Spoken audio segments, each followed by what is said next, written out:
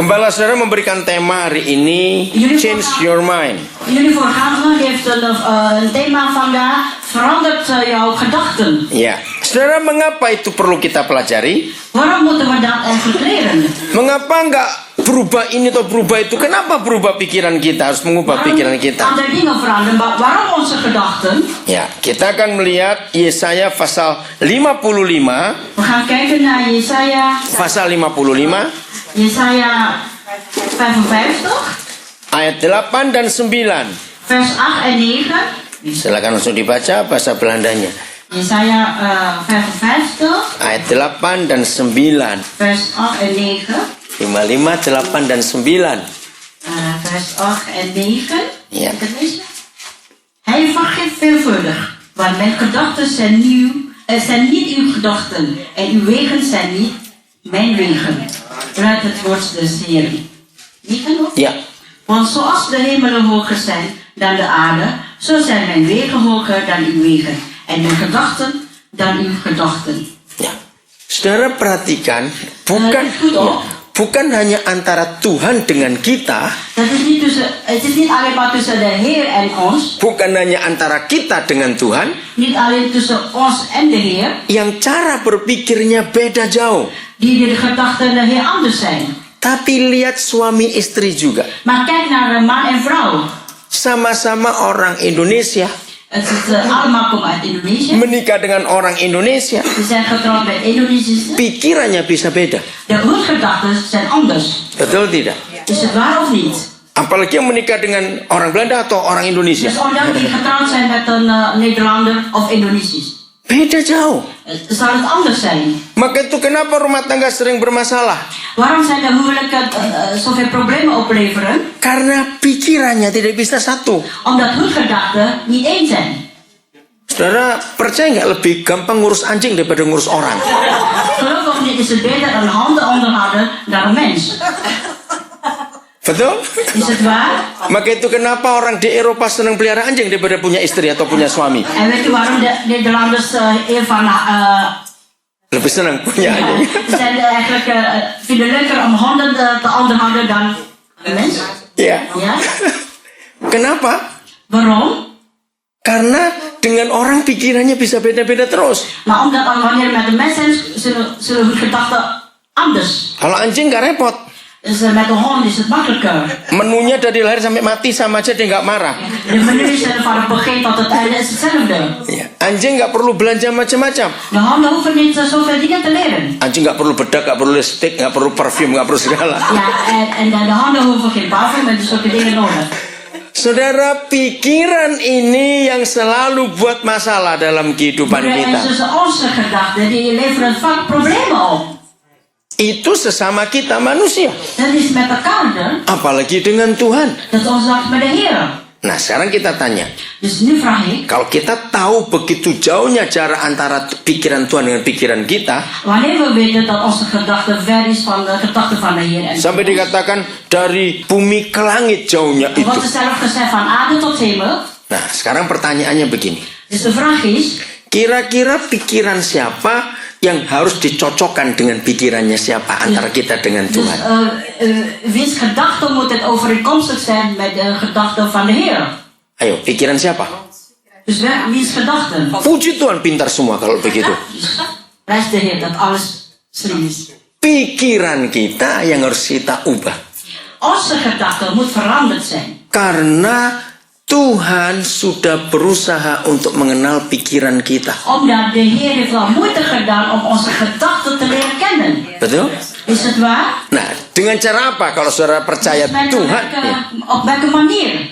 Kalau saudara percaya pikiran Tuhan sudah berusaha mengenal pikiran Wanneer kita. jullie geloven dat de gedachten van de Heer al de moeite neemt om onze gedachten te leren kennen. Ayo, dengan cara apa? Dus op welke manier? Dengan firman, bukan? Met het woord? Nee. Tuhan kan sudah berusaha mengenal pikiran kita, bukan? De Heer heeft wel moeite gedaan om onze gedachten te leren kennen. Is het waar? Maka itu tadi saudara berkata, yang harus diubah pikiran kita, cocokkan dengan pikiran Tuhan. Daarom hebben we net gezegd, die veranderd moet worden zijn onze gedachten overeenkomstig met de Heer. Nah, yang saya tanya, bagaimana Tuhan bisa mengenali pikiran kita. Dia sudah belajar mengenal pikiran kita. Maar mijn vraag is, hoe kan de Heer onze gedachten kennen? Communicatie. Komunikasi hampir betul. Communicatie, bijna. Goed? Relatie. Iya, hampir sama. Komunikasi, relasi sama. Relatie is ook goed. Nih, bukan bidang, bukan doa. Niet gebed. Tuhan sudah jadi seperti kita. De Heer is al ons geworden, zoals wij geworden. Betul? Is het waar? Bukankah yang Maha Kuasa itu menjadi serupa dengan manusia? Is het niet zo dat de Almachtige al gelijk is met ons worden? Tidak ada agama yang mengajarkan kebenaran ini kecuali Er is geen Yesus. andere religie die deze waarheid doorbrengt. Hanya Yesus Tuhan kita Alleen de Heer Jezus, onze God, yang pernah jadi seperti kita manusia. die eigenlijk een mens is geworden, net als wij. Semua agama di dunia bagus. Er is geen, alle geloven zijn goed, Karena semua mengajarkan kebaikan. omdat ze leren de goede dingen. Tapi yang Tuhannya jadi seperti manusia hanya Yesus Tuhan kita. Maar degene die een mens is geworden, is alleen de Heer Jezus. Amin, saudara. Amen. Lihat waktu dia di kandungan Maria. Kijk, wanneer ze in de buik van de Maria. Dia normal, 9 bulan 10 hari dia mengandung. Hij was normaal. 9 maanden lang was ze in de buik van Maria. Maria tidak hamil 3 bulan terus lahir anaknya langsung khotbah. Tidak begitu. Maria was niet in 3 maanden tijd bevallen en dan gaan prediken. Betul? Ngerti maksud ini? Is het waar? Begrijp je? Yesus Tuhan jadi seperti kita. De Heer Jezus is een mens geworden net als wij. Normal. Dus het is gewoon normaal. 9 bulan 10 hari dia lahir. 9 maanden en 10 dagen is hij geboren. Walaupun gak ada ayatnya tapi percayalah dia belum punya gigi waktu dia lahir. Er is geen vers, maar toen hij geboren was had ik geen tanden. Oh enggak, amin. Amen. Dia nggak langsung makan petat lahir, dia minum susu. Hij ging niet meteen patat eten, maar hij drinkt melk. Dia normal seperti bayi-bayi semua yang ada Hij di is gewoon dunia ini. normaal, net als een andere baby. Maka itu mengapa baru umur 30 tahun dia melayani. Daarom, toen hij 30 jaar was, was hij dan pas in de bediening. Bayangkan 30 tahun itu bukan waktu yang singkat. De 30 jaar is niet een korte tijd.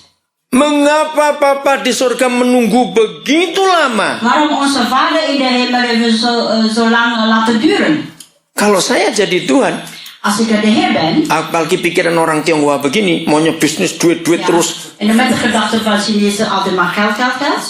Kalau Tuhan berpikiran seperti saya, Als de Heer gedachte als ik heb, saya buat Yesus umur 5 tahun sudah buat mujizat dua dan khotbah laat ik de kemana-mana. Heer Jezus zijn 5-jarige leeftijd alle wonderen gebeuren. Laat gebeuren.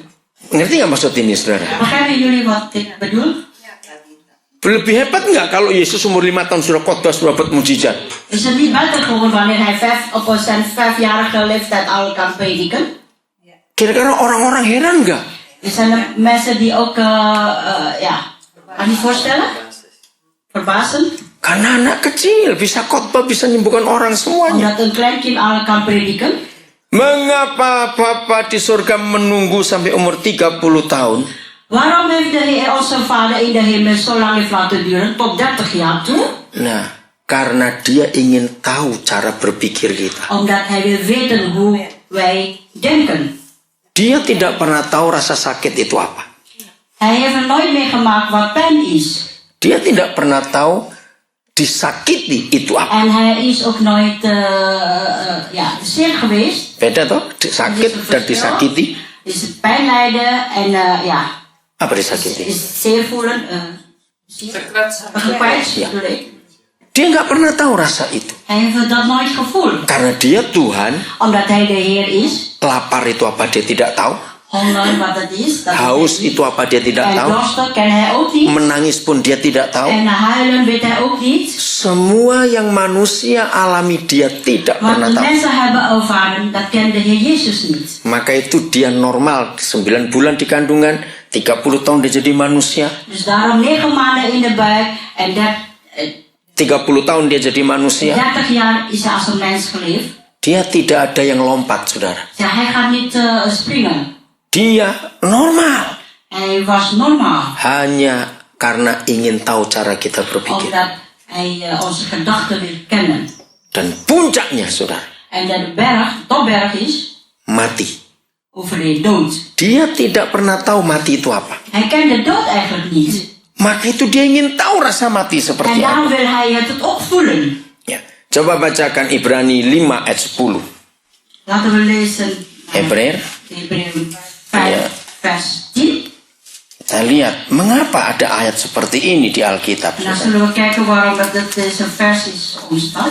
Ibrani 10 ayat yang kelima. 10 vers 5. Coba dibaca. Daarom zegt hij bij zijn komst in de wereld: slachtoffers en offergaven hebt gij niet gewild, maar gij hebt mij een lichaam bereid. Ya. Ngerti rahasia ayat ini, saudara? Ja, kennen jullie deze geheim? Mengapa waktu Tuhan Yesus masuk ke dunia bukan apa-apa yang disediakan oleh Bapa di surga? Waarom toen hij op aarde kwam, er is niks wat onze vader voor hem bereid heeft. Hanya tubuh. Het is alleen maar één lichaam. Ngerti nggak maksud ini, saudara? Begrijpen jullie wat ik ermee bedoel? Dia kan roh. Hij is een geest. Kita manusia yang punya tubuh. Wij zijn een mens, we hebben een lichaam. Dia ingin mengenal cara hidup kita. Hij wil kennen hoe wij leven. Dia ingin merasakan semua hidup Hij manusia. wil dat voelen wat een mens ervaart. Kalau saudara ketemu seorang psikolog, psikiater, Wanneer jullie een psychiater ontmoet, tanya mereka, vraag aan hun. mengapa seluruh psikolog di dunia mengakui bahwa umur manusia disebut dewasa itu umur 30. Waarom alle de psychologische mensen erkennen dat de leeftijd van een mens, Ya, kedewasaan seorang manusia de volwassenheid van een mens itu umur 30. op 30 is. Betul nggak? 30 jaar. Pernah dengar istilah itu before 30, before 30? Ja, hebben jullie dat ooit gehoord?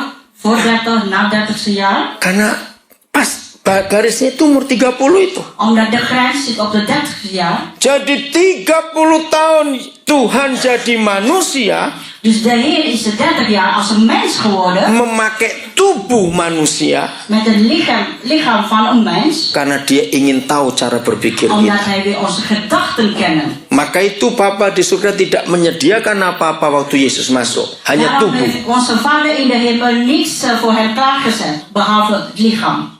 Karena dia ingin tahu rasa jadi manusia seperti apa. Omdat hij wil ervaren hoe als een mens te leven. Nah, maka itu kita yang harus merubah cara berpikir kita seperti dia. Dus daarom moeten we onze gedachten veranderen. Gelijkenis in hem. Karena dia sudah merasakan pikiran kita. Omdat hij heeft onze gedachten al ervaren. Ya, Ibrani pasal 2. Hebreeën 2. Nah, ini puncaknya, saudara. Dat is de Klimaksnya ya. Ibrani pasal yang kedua, Hebreeën 2. ayat yang ke-14. Vers 14. Silakan dibaca, 2:14. Daar nu de kinderen aan bloed en vlees deel hebben, heeft ook hij op gelijke wijze daaraan deel gekregen. Nah, stop sampai situ dulu. Ja. Ya, saudara perhatikan dalam segala hal Met alles yang kita rasakan sebagai manusia, wat wij ervaren als een mens, Yesus juga sama seperti itu. dat is ook gelijk aan de Heer Jezus. Katakan amin. Zeg dan amen. Jadi Tuhan Yesus sudah bisa merasakan semua yang manusia rasakan. Dus de Heer Jezus heeft alles ervaren wat een mens voelt. 30 tahun. 30 jaar lang. Nah, setelah itu Daarna, kalimat terakhir, saudara perhatikan ayat de 14. laatste vers. Ya, silakan. Supaya mana? Opdat hij door zijn dood hem, die de macht over de dood had, de duivel zal onttronen. Amin. Amen. Jadi tujuan akhir Yesus Tuhan kita itu mati, saudara. Dus eigenlijk het doel van de Heer Jezus is de dood. Dia nggak pernah tahu mati karena dia Hij Tuhan. heeft nooit de dood ervaren. Nah, musuh terakhir manusia itu kematian. Dus de vijand van een mens is eigenlijk de Musuh dood. terakhir ya, itu kematian. Dit is eigenlijk de dood. Karena selama kita masih hidup, kita bisa berusaha ini, berusaha itu. Dus omdat wanneer we nog leven, kunnen we dingen en proberen we dingen te doen. Tapi begitu kematian tiba dalam hidup kita, kita nggak bisa apa-apa lagi. Wanneer de dood nadert in ons leven, dan kunnen we verder niks doen. Dan Tuhan Yesus sudah pernah mengalami kematian. En de Heer Jezus heeft de dood al ervaren. Begitu dia mati, saudara, Toen hij dood was, iblis dia kalahkan semuanya. Dus hij heeft de duivel overwonnen. Amin. Amen. Ini yang Tuhan janjikan buat kehidupan kita. Dat is de belofte voor de Heer voor ons. Maka itu kita yang percaya Tuhan Yesus Daarom, wij die in de Heer Jezus geloven, tidak boleh ada takut apapun juga untuk masa depan moeten kita. niet vrezen in onze toekomst. Amin. Amen. Sebab dia sudah mendahului kita sampai ke Omdat sana. hij is al eerder dan wij zelf. Maka itu kita merayakan Paskah hari En ini. daarom vieren we Pasen vandaag. Karena kematian sudah dikalahkan. Omdat de dood is overwonnen. Nah, inilah rahasia yang luar biasa. En dat is de geheimen van alles. Mari kita lihat 1 Korintus 2 ayat yang ke-8. Laten we naar de 1 Korintus 2 ayat 8. 1 Korintus vers 8. Itu ya. En 2 Korintus vers 8. 1 Korintus 2. Oh, sorry. 1 Korintus 2. Tenang Yang Mei. Anggap aja seperti ngulek sambal gitu. Anders. 1 Korintus 2 ayat 8. Udah? Ja, Korintus 8, ja. Ya, silakan dibaca. En geen van de beheersers deze eeuw heeft van haar geweten. Nah, sebentar. Siapa penguasa dunia ini di zaman ini? Wie is de beheerser van deze wereld op dit moment?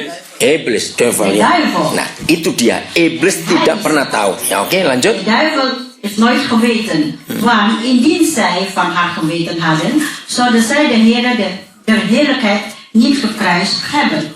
Jadi begini, saudara. Dus Yesus, semua perbuatan Tuhan Yesus dibenci oleh iblis.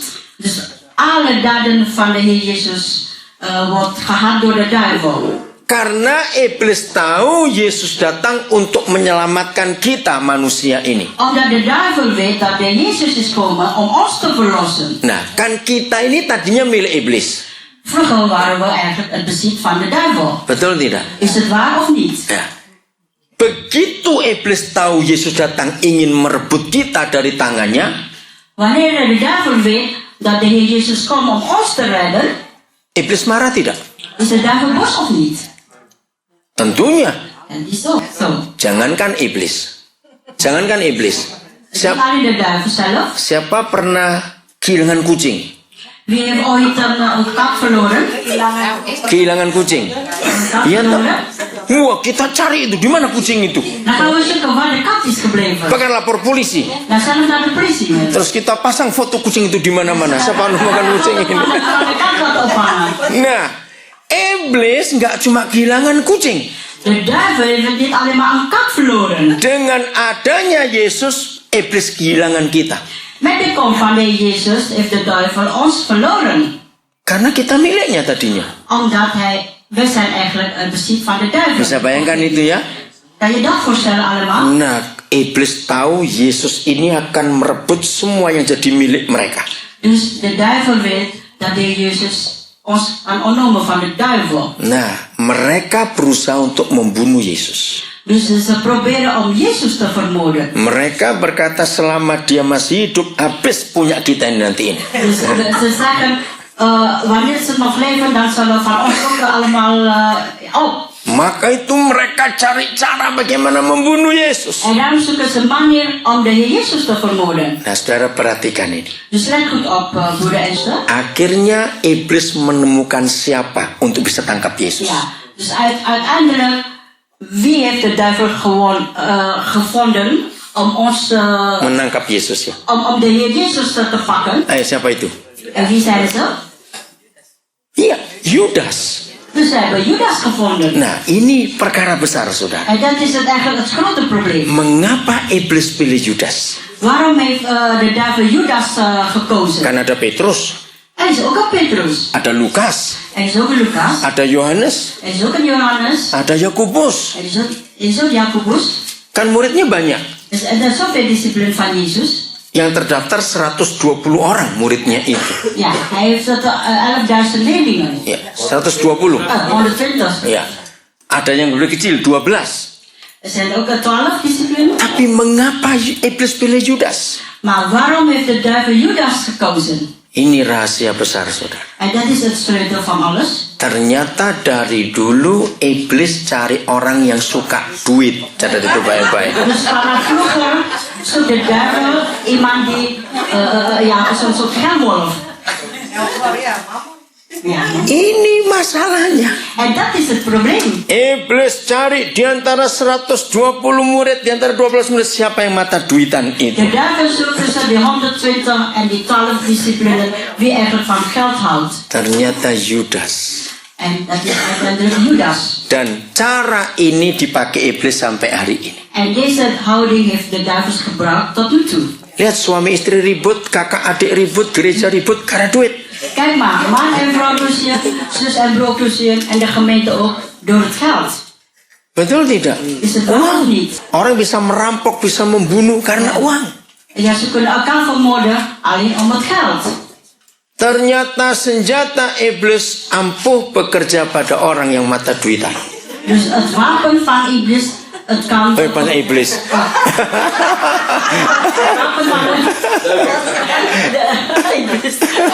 Het wapen van de duivel is eigenlijk... Cara mata duitan. Degene die van geld houden. Kita perlu duit untuk hidup. We hebben geld nodig om van te leven. Tapi uang bukan segala-galanya. Maar geld is niet alles. Ini yang kita perlu jaga dalam hidup kita. Dus dat moeten we echt bewaren in ons leven. Jadi ketika iblis berhasil menangkap Yesus dan membunuhnya, Dus wanneer de duivel gelukt is om de Heer Jezus te vangen en te doden, mereka senangnya luar biasa. dan zijn ze zo blij om. Mati lu sekarang ya. Ja, dood ben je nu. Jumat yang lalu kita memperingati hari kematian. Afgelopen vrijdag hebben we eigenlijk de dood van de Heer Jezus. Jadi iblis itu maunya pesta selama-lamanya, saudara. De duivels hadden ervan om feest te vieren tot het eeuwig toe. Karena mereka tahu Yesus sudah mati. Omdat ze weten dat de Jezus al dood is. Tapi pestanya bubar pada hari ketiga. Maar het feest is het beëindigd tot de derde dag. Bubar total, mereka kaget semuanya. Dat is het einde. En ze waren geschrokken. Karena tadi pagi dia bangkit.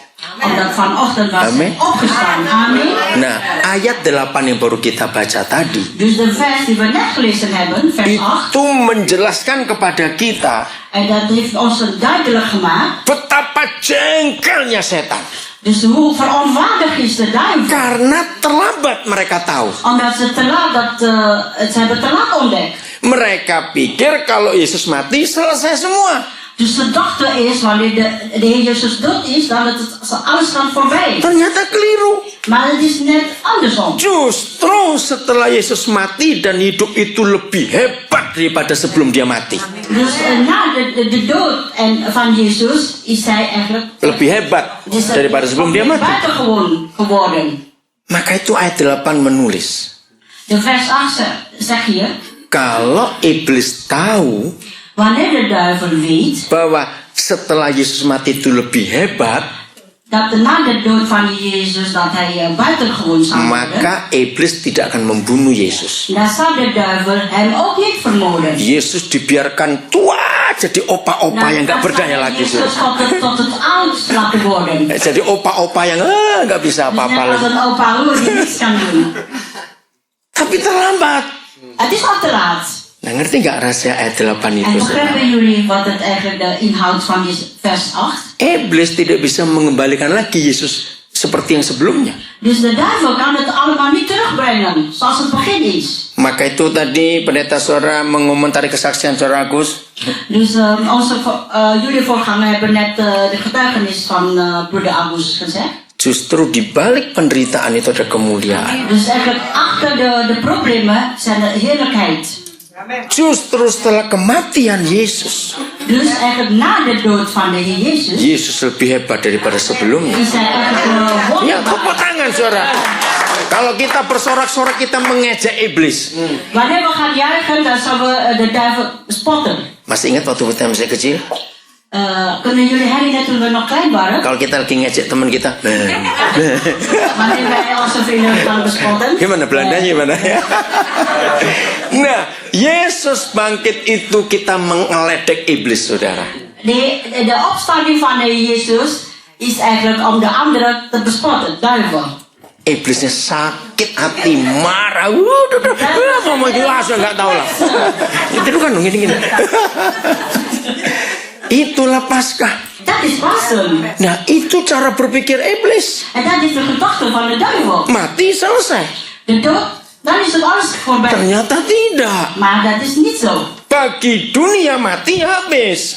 Voor de wereld, de dood is voorbij. Itu pikiran dunia. Dat is de gedachte van de wereld. Tapi pikiran Tuhan beda. Maar de gedachte van de Heer is anders. Justru lewat kematian itu ada kemuliaan. Door de dood van de Jezus is het eigenlijk een heerlijkheid. Nah, itu yang ditulis ayat 8. Penguasa dunia tidak tahu hikmat itu. Dus eigenlijk vers 8 zegt het dat de duivel het niet weet.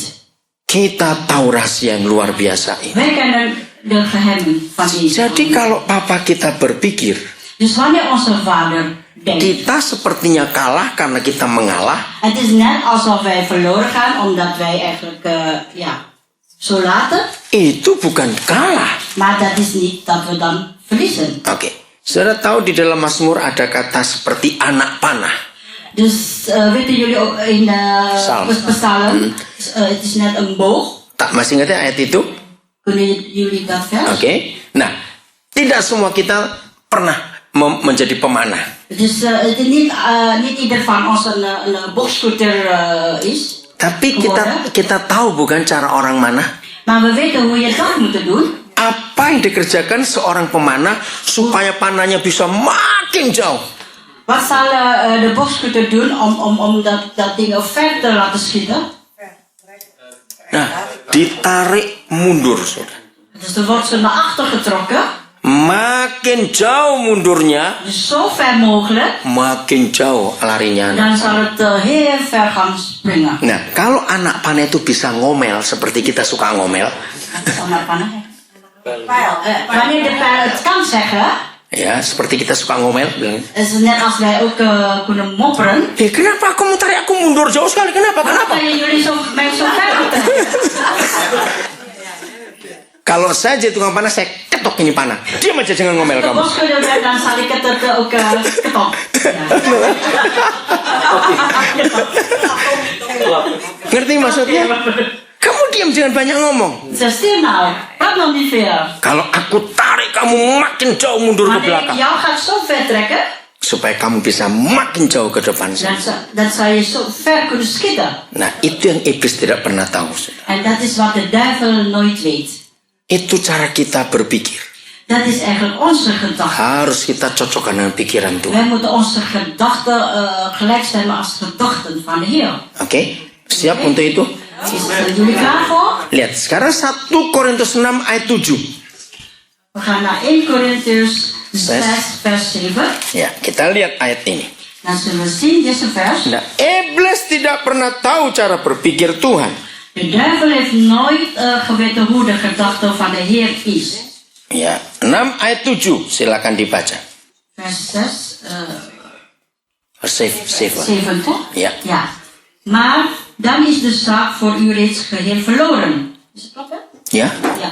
Dat gij tegen elkaar de rechtszaken hebt. Ya, cukup sampai situ dulu ya. Nah, perhatikan baik-baik ayat ini, saudara. Let goed op deze vers. Ini masalah besar atau masalah kecil kalau kita Is baca? het een grote probleem of een kleine probleem? Ayo, kalau saudara baca. Dus wanneer jullie gaat lezen, Kecil atau besar sebenarnya is het perkara ini? klein of groot?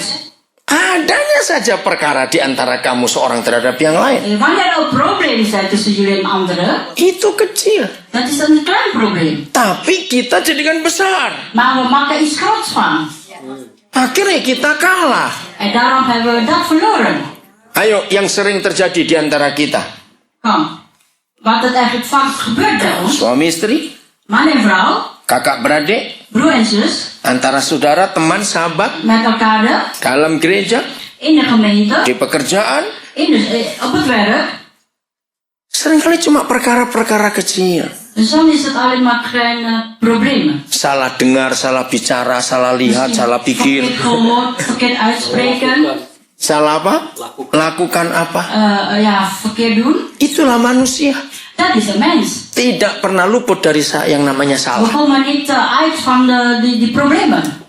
Betul, saudara? Is het waar, Nah, broeder en zuster? kalau kita tahu sebagai manusia kita banyak kesalahan, Wanneer wij weten als mens dat we ook overtredingen kan plegen, sadar betul bahwa kita banyak kesalahan. besef je dat we soms ook kunnen maken? Ada orang sombong di sini. Is het iemand die hoogmoed heeft? Aku nggak pernah salah. Oh, ik heb er nog nooit verkeerde dingen gedaan. Oh, saya masukkan ke Balai Dorp di Rotterdam, kebun binatang sana. Di situ orang-orang nggak pernah salah. En dan is dat mensen die nooit verkeerd hebben gedaan. Semua kita yang namanya manusia pasti pernah salah. Wij als mens hebben wel eens fouten gemaakt. Betul? Is het waar? Nah, kalau kita sadar bahwa kita pernah salah dan sering buat salah, Wanneer wij beseffen dat we ook dikwijls fouten maken en ook fouten doen. jadi kalau ada orang lain buat salah kepada kita, Dus wanneer iemand anders ook fouten heeft gemaakt aan ons. harusnya kita tertawa, saudara. Dus moeten we eigenlijk gewoon glimlachen. Sama ya, sama. Ja, is hetzelfde. Amin. Amen. Jangan terus marah-marah, nunjuk-nunjuk begini, awas. Wees niet boos en wes je vingers niet op. Karena kita sering buat salah juga. Omdat wij ook dikwijls fouten maken. Jadi kalau ada orang buat salah kepada kita, Dus bilang, oh wanneer een sama. andere ook fouten maakt tegen ons. Yaudah, ayo hetzelfde. duduk, kita makan, Dus saudara. ga maar zitten, we gaan samen eten. Kok nggak amin? Amen. Karena kalau saudara tidak mau ngajak makan orang itu, berarti saudara sedang makan orang itu. Dus wanneer Wah, je die persoon niet uitnodigt om te eten, hebben jullie die persoon opgegeten. loh, betul nggak? Cuma ada satu di antara dua. Is het een van de twee? Ya, memberi makan orang atau makan orang. Cuma ada Dus dua. eigenlijk iemand eten geven of die persoon zelf opeten. Amin. Maka itu baca seluruh kehidupan Tuhan Yesus. Dus daarom lees dan over de hele leven van de Heer Jezus. Dia suka ngajak orang makan. Dus hij nodigt vaak mensen om uit te eten. Ayo makan, ayo makan. Kom eten. Amin. Amen. Karena kalau kita bermusuhan, saudara, Dus wanneer we tegen elkaar vijandig opstellen, kita nggak bisa makan di depan orang itu. dan kunnen we niet eten voor aan de gezicht van die persoon. Giginya bunyi. Tiru. Ja, goed. Karena kita ini, kamu ya, gitu. Ja. Maka itu tanda berdamai, kita bisa duduk makan bersama dia. Daarom het teken van vrede is dat we met elkaar kunnen samen eten. Kalau saya di Indonesia, saya ngecek keluarga-keluarga harmonis atau tidak. Dus in Indonesia ga ik onderzoeken hoe de harmonis in elke familie. Saya tanya anak-anak mereka. Dus zal ik aan de kinderen vragen. Pertanyaan cuma satu ini. Er is één vraag. Ayo jujur ya, kalau saya tanya ini awas. Ya. Hei, kamu sering nggak lihat papa mama di rumah makan berdua? Ja, zie je vaak dat je ouders samen met elkaar dineren of eten. Papa mama yang harmonis, saudara, De vader en moeder die harmonisch zijn, selalu makan berdua. die gaan altijd samen eten. Kalau lagi musuhan, Dus wanneer je elkaar als een vijanden opstelt, satu makan di kebun, satu makan di ruang makan. de ene gaat in de trein eten, de ene in de woonkamer. Betul tidak? Is het waar of niet? Kalau lagi sakit hati nggak bisa makan bersama. Wanneer ze de hartzeer hebben, dan kunnen ze niet met elkaar eten. Ayo jujur di sini, kapan makan berdua? Wanneer hebben jullie dat samen gegeten? Oh, tapi saya nggak puas kalau anak-anak jawab, oh sering om, sering papa mama makan bersama. Saya nggak puas. Als de kinderen zeggen, oh zo vaak ook. Saya tanya begini, Dus ik vraag het zo. waktu kalian lihat papa mama makan berdua, sepi atau ada tertawa? Dus wanneer jullie vader en moeder zien eten samen, is het dan rustig?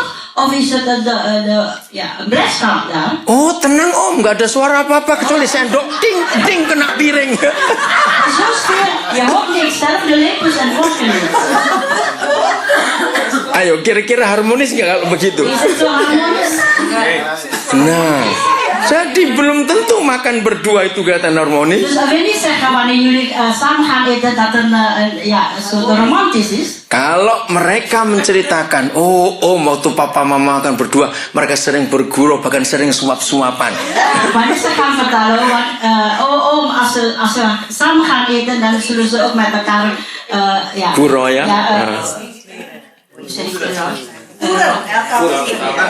Zullen ze elkaar met elkaar lachen. Sampai suap-suapan juga. Dus elkaar eten geven. Loh kok Maka itu saudara, makan bersama itu penting. Daarom broeders en zussen, samen eten is heel belangrijk. Karena kalau kita nggak sakit hati, makan itu enak sekali. Dus wanneer we geen hartje hebben, dan zullen we het eten ook lekker smaken. Jadi adanya saja perkara seorang di antara kamu terhadap yang lain, Wanneer een probleem is tussen een of andere, itu sudah merupakan kekalahan buat kita. dat is het eigenlijk iets wat een teken van verlorenheid. Maka itu ampuni orang-orang yang bersalah kepada kita. En daarom vergeven degene die fouten maken in jou. Termasuk istri suami kita, ampuni. Inbegrip de vrouw en de man. Anak-anak kita, saudara kita, Onze ampuni. kinderen, vergeef hun. Nah, lihat kalimat berikut, ayat 7 masih. Kijk naar de vers 7. Ada 2 resep yang bagus sekali untuk kita menang, saudara. Er zijn 2 recepten die wij tot overwinnaars maken. Kalau 2 resep ini kita minum sehari 3 kali, sehat kita, saudara. Dus wanneer deze recept 3 keer per dag drinkt, dan zullen we eigenlijk gezond zijn. Anggap aja ini obat. Denk maar alsof het deze medicijn is. Nah, bagaimana caranya kita menang terhadap semua masalah itu?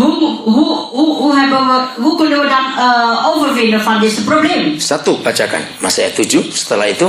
Vers 1. Iya, Vers 7. iya, Seva. Vers 6. Vers 6. Hoofdstuk 6, vers 7. Ya, mulai Ja, mana? deze. Waarom? Ja. Ya. Waarom? Waarom lijkt gij niet liever onrecht? Stop dulu. Enak nggak kalau kita ngelakukan ini? Is het leuk om dat te doen? Nggak enak. Het is niet leuk. Ini cara berpikirnya Tuhan. Dat is eigenlijk de gedachte van de Heer. Lagi sekali, ini cara berpikirnya Tuhan. Nogmaals, deze is de gedachte van de Heer. Kita diminta untuk menerima ketidakadilan. Dus wij worden gevraagd om onrecht te accepteren. Sama kata itu ya. Ja. Dunia marah kalau diperlakukan tidak adil. De wereld zal boos zijn, Tapi justru pikiran Tuhan tidak. maar de gedachte van de Heer niet. Waktu Yesus dibunuh oleh iblis disalibkan, Toen de Heer Jezus wordt vermoord en gekruisigd was, sangat tidak adil bukan?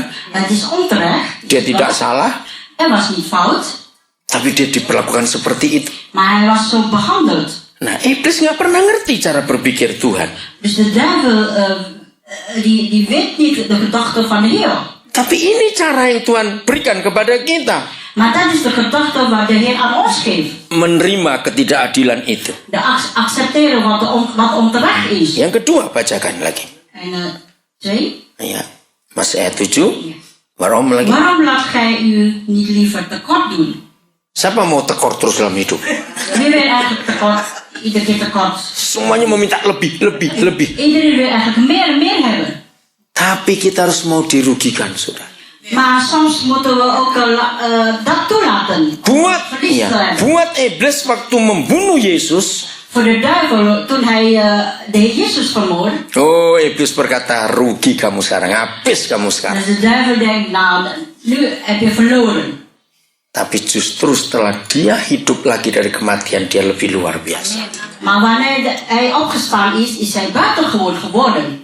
Jadi ketika ada orang yang memusuhi kita, Dus wanneer iemand ons vijandelijke houding geeft, ada orang yang membenci kita, die ons haten, ada orang yang menganiaya kita, die ons eigenlijk menyakiti apa ya? kwetsen. Yesus bilang apa? Wat zei de Heer Jezus? Racun orang itu, begitu? Geef aan die persoon. Is het zo? Apa Yesus bilang? Wat zei de Heer Jezus? Berkati orang yang memusuhi kamu. Zegen degene die jou haat. Ajak makan orang yang membenci kamu. Nodig ze uit om te gaan eten, degene die jou kwetst. Jangan makan orang itu, awas. Jangan makan orang itu. Ga die persoon niet opeten. Itu hukum Tuhan Yesus. Dat is eigenlijk de verbond van de Heer Jezus. Itu cara berpikir Papa kita di surga. Dat is de gedachte van onze Vader in de hemel. Beda dengan yang dunia ini Het is pikirkan. zo anders dan op deze wereld. Amin. Amen. Jadi kalau kita menjadi Kristen, Dus wanneer we een christen zijn masih pakai pikiran dunia ini, en de saudara, gedachte van de wereld hebben, kita nggak akan bisa kenal Papa di surga. dan zullen we onze Heer niet kennen. Semua hukum-hukum Tuhan, Dus alle de verbond van de Heer, selalu bertentangan dengan akal dunia. Dat is tegenstrijden met de gedachten van de wereld. Amin. Amen. Maka itu siapa yang harus berubah pikirannya? Kita atau Tuhan? Wie moet de gedachten veranderen? De Heer of wij? Ya harus berubah mulai hari ini. Dus wij moeten vandaag veranderen. Siap disakiti sebentar lagi? Dus zijn jullie klaar om gekwetst te worden? Amen. Loh, ayo. Oh, nggak ada tergantung, nggak bisa. Het is niet ja, hang vanaf was. Apapun bentuknya kita tetap mengampuni orang itu. We moeten die persoon vergeven. Amin. Amen. Nah, maka itu kalau kita jadi Kristen tidak pernah diuji, Daarom, wanneer we een christen zijn die nooit eigenlijk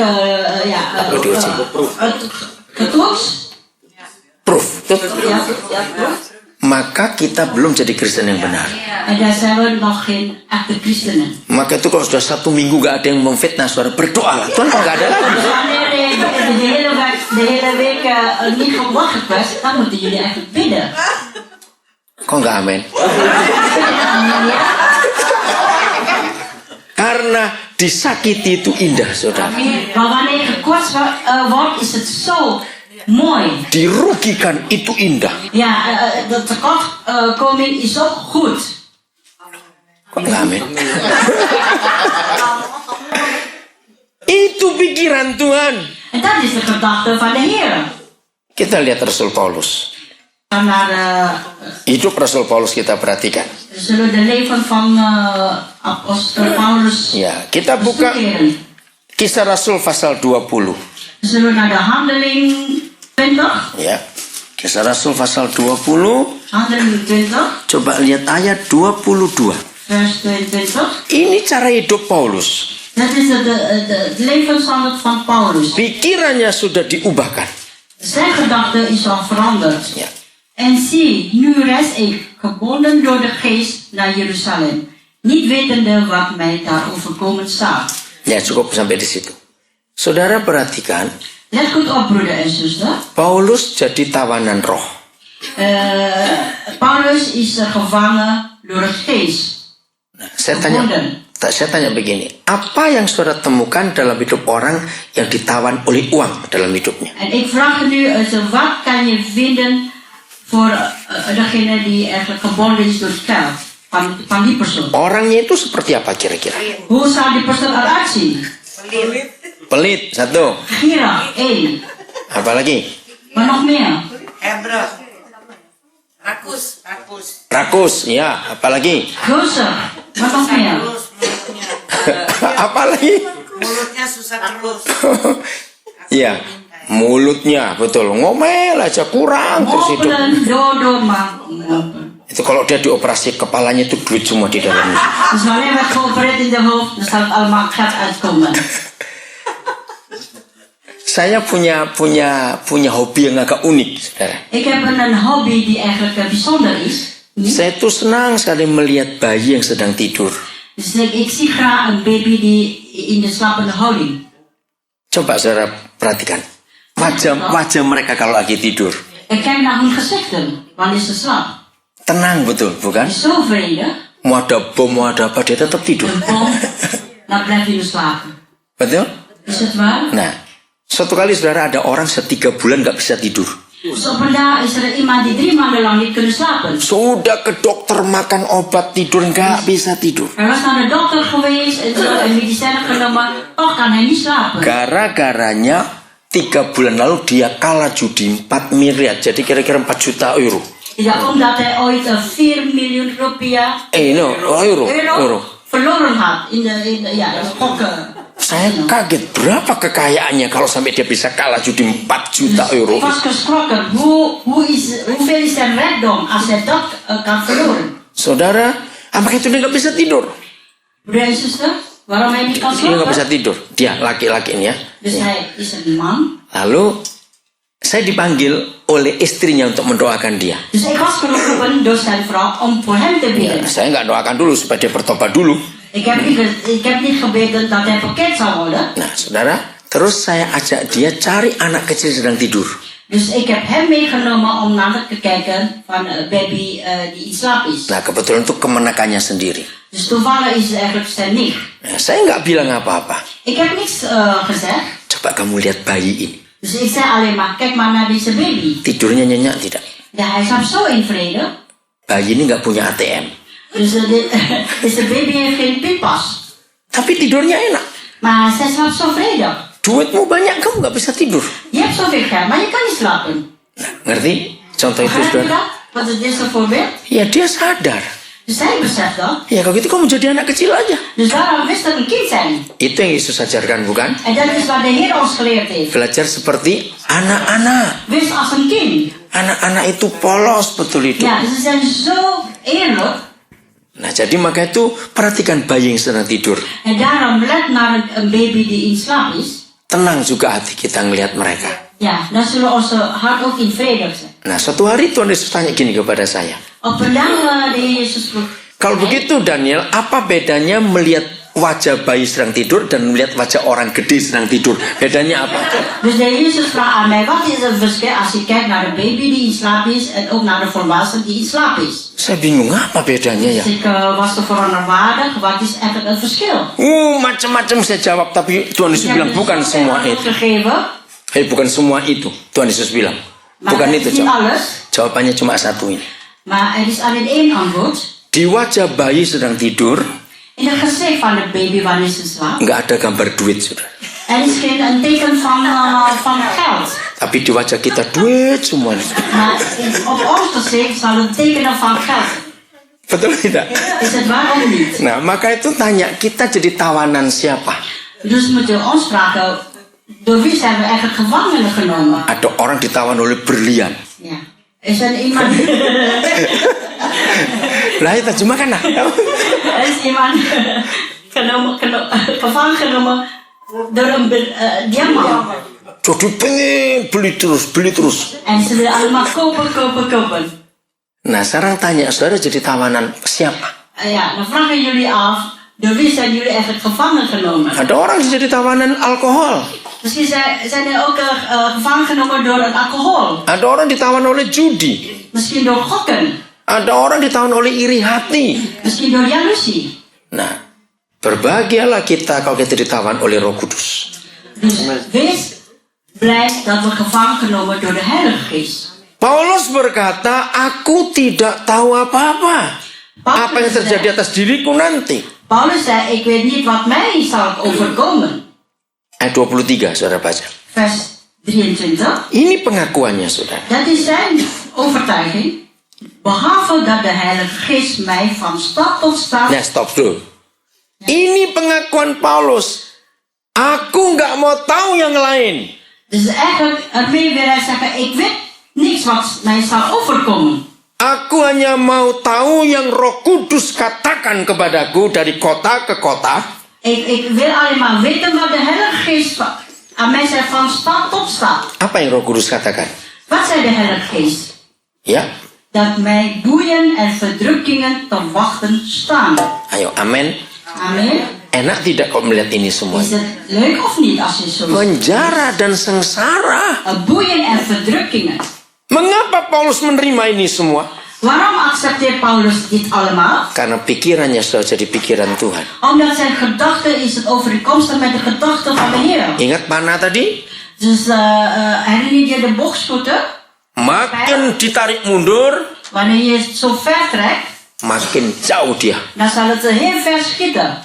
Kalau Tuhan izinkan ada tekanan-tekanan dalam hidup Wanneer de kita, Heer het toelaat dat de verdrukkingen over ons komen, ada yang menggencat kita, menghimpit kita, dus saudara. wanneer een mens ons gaat verdrukken, Ucapan syukur dulu. zeg er gewoon dankzegging. Ada kemuliaan yang akan datang Er muncul. is een heiligheid die zal komen. Nah, itu yang Paulus lakukan. En dat is wat Paulus deed. Ayat 24. Vers 24. Dia nggak takut mati. Hij is niet bang om dood te zijn. Ya, silakan dibaca. Maar ik tel mijn leven niet en acht het niet kostbaar voor mijzelf. Als ik slechts mijn loopbaan mag ten einde brengen en Ja. de bediening die ik van de Heer Jezus ontvangen heb om het evangelie der genade Gods te betuigen. Amin. Amen. Tidak yang lain aku kerjakan. Er is geen andere dingen die ik het zal doen. Hanya menyelesaikan tugas panggilan itu, Om de saudara. bediening die mij opdracht te voort te brengen. sampai akhir hidupku nanti. Tot het einde van mijn leven. Nah, apa tujuan hidup saudara? Wat is het doel van ons leven? Orang berkata pokoknya duitku banyak. Orang berkata pokoknya uangku banyak. Iemand zei misschien, als ik maar zoveel geld heb. Bukan itu tujuan hidup. Maar dat is niet eigenlijk het doel. Untuk Injil itu saudara. Maar dat is eigenlijk voor evangelie. Memberitakan Yesus. Getuigenis over Jezus. Supaya orang-orang itu diselamatkan. Dat ze gered mogen worden. Mau berubah pikiran kita? Willen jullie veranderen jullie gedachten? Supaya kita sama dengan pikiran Kristus. Dat we overkomstig zijn als de Heer Jezus. Ayat terakhir. Dat is het laatste vers. 1 Korintus 2 ayat 16. 1 Korintus 2 vers 16. 1 Korintus 2 ayat yang ke-16. Want wie kent de zin des Heren dat wij hem zou voorlichten? Nah, siapa itu? Wie zal het zijn? Ini dia, saudara. En dat is het. Terus selesaikan. Maar wij hebben de zin van Christus. Katakan amin. Zeg dan amen. Kami memiliki pikiran Kristus. Wij hebben de gedachten van Jezus Christus. Kalau kita memiliki pikiran Tuhan, saudara, Wanneer wij gedachten van de Heer hebben, sulit nggak kita bersekutu, komunikasi, punya relasi dengan Dia? is het moeilijk om een relatie te opbouwen met de Heer. Tidak, karena pikirannya sama. Omdat de gedachte hetzelfde is. Sama seperti kita yang lahir di Indonesia, Het is hetzelfde wanneer wij in Indonesia geboren zijn lalu pindah ke Belanda. en verhuisd naar Nederland. Ya, walaupun kita lahir di Indonesia, Ondanks dat wij in Indonesia geboren zijn, tapi sudah lama tinggal di Belanda, maar heel lang in Nederland wonen. kita pulang lagi ke Indonesia, bisa nggak ngikuti cara pikiran orang Indonesia? En wanneer wij terugkomen naar Indonesia, kunnen we dan de gedachten van Indonesiërs volgen? Bisa tidak? Kunnen we dat? Saya nggak bisa lagi. Dat kunnen we niet meer doen. Karena kita sudah dipengaruhi pikiran Belanda. En we zijn eigenlijk al geleerd om de gedachten van Nederlanders te leren. Walaupun kita lahir di Indonesia. Ondanks dat we in Indonesië geboren zijn. Nah, itu seharusnya terjadi dengan kita. En dat is wat het eigenlijk moet gebeuren in ons leven. Walaupun kita lahirnya di dunia. Ondanks dat wij hier in deze wereld geboren zijn. Setelah sekian lama jadi Kristen, Dus na zoveel tijd dat christen zijn, seharusnya pikiran kita en moeten we onze gedachten harus eigenlijk pakai pikiran Kristen.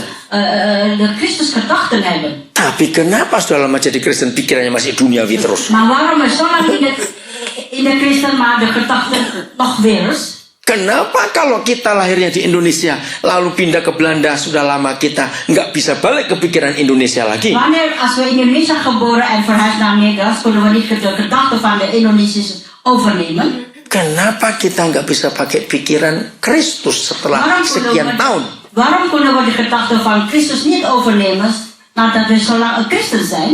Siapa pernah ketemu orang Indonesia sudah 30 tahun di Belanda? Wie heeft ooit iemand ontmoet die Indonesiërs die 30 jaar lang al in Nederland wonen? Tidak suka petat, tidak suka roti, tidak bisa bahasa Belanda. Die geen brood, die niet van brood houden en patat en ook geen Nederlands kunnen spreken. Kenapa? Ada nggak orang seperti itu kira-kira? Is er iemand die zoiets? Seharusnya nggak ada, tapi ada. Eigenlijk moet het niet zo zijn, maar er is wel zo'n persoon. Kalau sampai ada, Maar wanneer er is, kenapa itu orang? maar wat is er aan de hand met deze persoon? Nah, karena dia nggak mau berubah. Omdat hij niet veranderd wil worden. Nah, seperti itu kita Kristen. En zo is wij als een christen zijn. Walaupun lahirnya di dunia, Ondanks dat we op deze wereld geboren zijn. sudah sekian tahun jadi Kristen, En zo lang zijn we als een christen zijn. tidak bisa punya pikiran Kristus. En nooit de gedachten van Christus hebben. Karena orang itu nggak mau berubah. Omdat die persoon niet veranderd wil worden. Betul? Is het waar? Nah, hari ini kita mau bagaimana? Dus hoe willen we vandaag eigenlijk? Mau tetap pakai pikiran dunia? Willen we eigenlijk de gedachten van de wereld nog hebben? Ya rugi kita. Dan zijn we verloren. Kita nggak akan bisa mengerti apa yang Papa En dan pikirkan. zullen we nooit weten wat de gedachte van onze Heer is. Nah, kesimpulannya, saudara. Dus eigenlijk de uitkomst is, of samenvatting. Kalau kita ingin mempunyai pikiran Tuhan, Wanneer wij gedachten van de Heer willen hebben, jangan kita tolak penderitaan. dus wij moeten de verdrukking niet opzij leggen. dirugikan juga mau, diperlakukan tidak adil juga mau. Dus als we onterecht behandeld, dan moeten we dat accepteren. Buatlah iblis gitu. Laat de duivel Karena dia kecewa sampai hari ini. Omdat hij is teleurgesteld. Al is er vanaf toe. Kalau aku tahu Yesus lebih hebat sebelum mati, lebih baik aku nggak matikan dia.